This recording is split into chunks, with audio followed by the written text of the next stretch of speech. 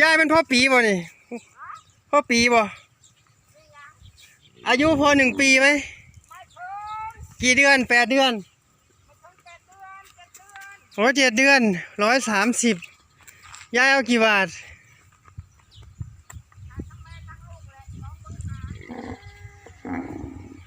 นี่ลูกมันเนาะ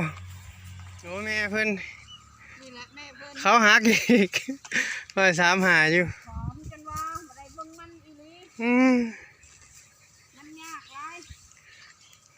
มันจอยที่ละแม่มันนี่แต่ก่อนมันอ้วนย่ายรอด20,000ได้บ่แม่มันจอยหน่อยเอ้ยแม่มันจอยดู33เปลี่ยนเดี๋ยวเล่ย่ายมาขาย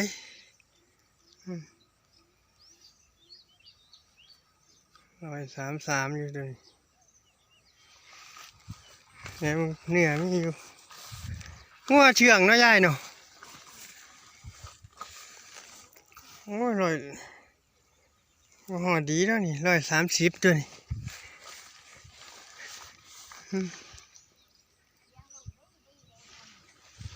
อันนี้ตัวหนึ่งจิตลี่เขิน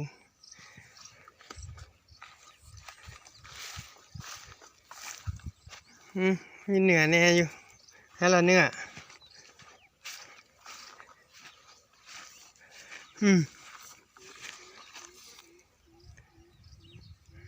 103เท่าไหร่132 33ตัวนี้ถึงแล้วก็มาสาวน้อยคอยรักอันที่พ่อปีเลยบ่เนี่ยปีนึงเลยบ่เนี่ย115 1 2 3พัน115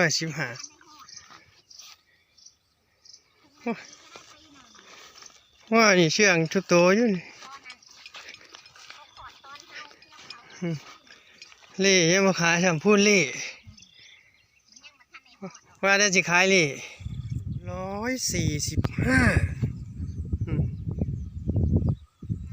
ผู้เขาพ้น3-4 ปีแล้วครับนี่3-4 บักแล้วเขาเดี๋ยวให้เบิ่งถ่าย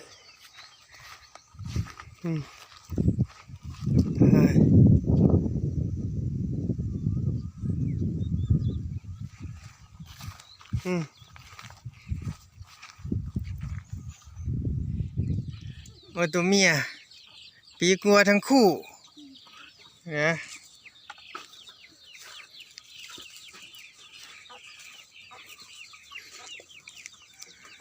ปุ๊เขาขึ้นเรียมเลยนี่ผูหลังมันเอ็นใช่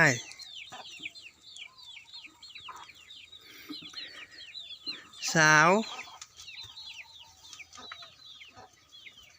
เบิ่งใส่เบิ่งถ่ายสาวกันว่าหลังปี10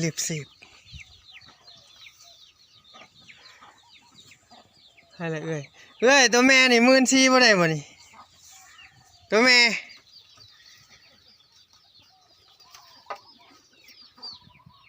ตัวถึก18,000 32พอดีหลังมันเอ็น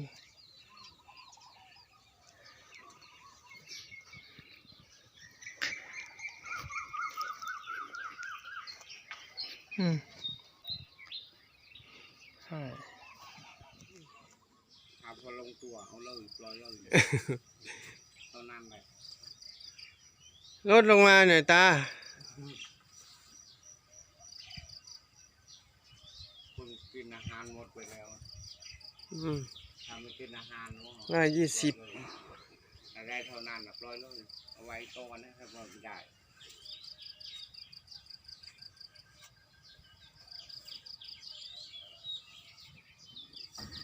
ตัวนี้ถ้ามันมีเราหูเกือบ140ตาไปดูเหมือนกัน140ตาไปดูเหมือนกันเลยโอ้เขาขายแล้วบอก ไม่เห็นตามาก็บอกไปทำไมก็บอก ตาไม่ต่างเลยทำไง เดี๋ยวถ่ายก่อน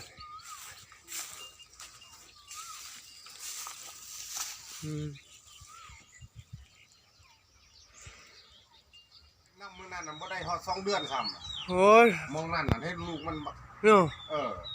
ของในหอยซ้อยนั่นเนี่ยเมียคนเดียวอุ๊ยของมึงยังไงเร็วสุด เห็นมันวีดนมแม่มัน 145เด้อแม่มัน ฮะ สูงอยู่ใหญ่อยู่ โอ้ยแต่ก่อนอวด ตัวคู่โคมนี่แม่ลูกแม่นว่าสิว่า เ ดาวเที่ยวจักบาทบัดนี้โอ้ยอีแกนอยู่ คนว่าห้องเท่าไรนี่ บ่มองเอาเลยนะมันต้องต่อกันหลายดอก กินข้าวคำเดียวบ่ กันสิขอค่ารถค่าล่านะ โอ้ยเอา เอา ไป ไป เลี้ยง เลี้ยงปั๊บมันเดี๋ยวก็มันขึ้นกันทับ นั่นลูกมันเอาไปเลี้ยงพอนี่ดอก หัวแม่สาว บ่ทันนี่ไผเบิ่งดอกนี่งัวนี่มัน อืม กำลังเจ้ามาวนเลย มาบ่ ตามเลยบอก ให้แล้ว ของเลี้ยง บ้านไผกันไปวนไป2ตัวเฮ้ยยืนดีๆ100เท่าไหร่นี่132 33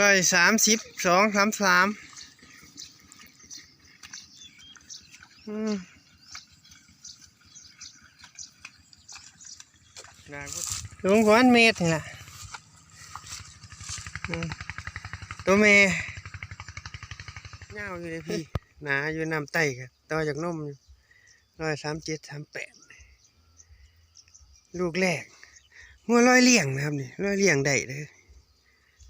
ขอเท้าดีอยู่โอ้หางกันยาวอยู่คนนี้จอแห้งแม่คนลูกผูนั่นให้เบิ่งลูกผูนั่นแหละลูกผูสักเดือนครับ5-6 เดือนป่ะนี่5 เดือนกว่าแล้วโอ้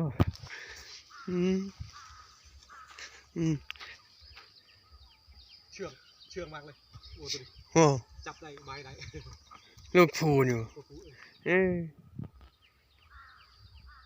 ท่าไหร่ก็เกือบ140 ตาไปดูเหมือนกัน 140 ตาไปดูเหมือนกันเลย โอ้ เขาขายแล้วก็บอกไม่เห็นตามาก็บอกไปทำไมก็บอก ตาไม่ต่างเลยทำไง